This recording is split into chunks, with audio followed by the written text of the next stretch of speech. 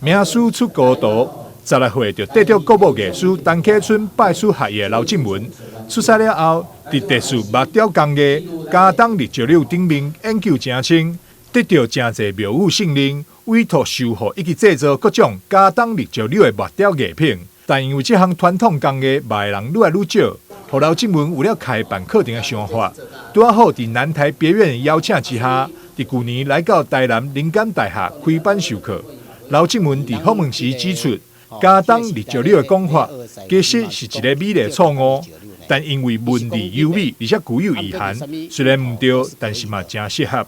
加当立石榴，它伫台湾坦白讲伊无文献啦。我做甲安尼啊，要调查者嘛无即个文献，伫个文理会产生即个问题出来嘛无。毋过我感觉这是美丽的错误啦。伊加当立石榴，咱听起来有那足顺，足顺，互你听起来真舒服。我感觉这是有那是咱台湾的即个虽然讲唔对，毋过唔对啊，很恰当。刘静文表示，所谓的加当立石榴，伫日本时代号做埋木细工。意思就是使用2种无同的木头，相嵌所制作而成的木雕技术。讲好了，民国60年，咱即个时代咧学的师傅，伊嘛是讲叫加当立石榴呢，伊是讲立的，毋过立什么木头都是可以的。毋过因为木雕门槛较悬，无参照年数会当定来，定一个步骤做毋对，就要开真侪时间修复。所以刘静文也建议学员回去厝嘛要多加练习。雕刻，伊甲一般的它的入门槛比较高啦，跟一般的泥塑不一样。泥塑会当安尼修修补补，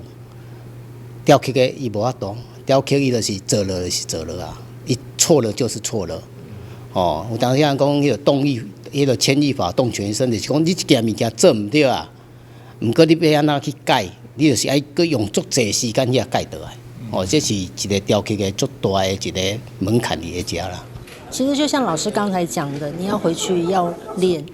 每一个行业都一样，每一个艺术创作其实都一样，你要回去，你要去实际去练，对，就是各个行业都一样，所以我们会有买一整套，大部分的学员都有买一整套的工具。这是一个很传统的艺术嘛，对，技艺嘛，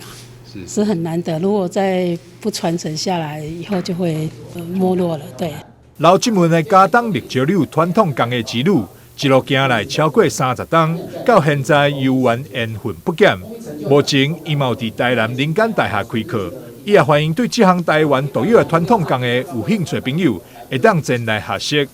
台南新闻赵秀伟采访报道。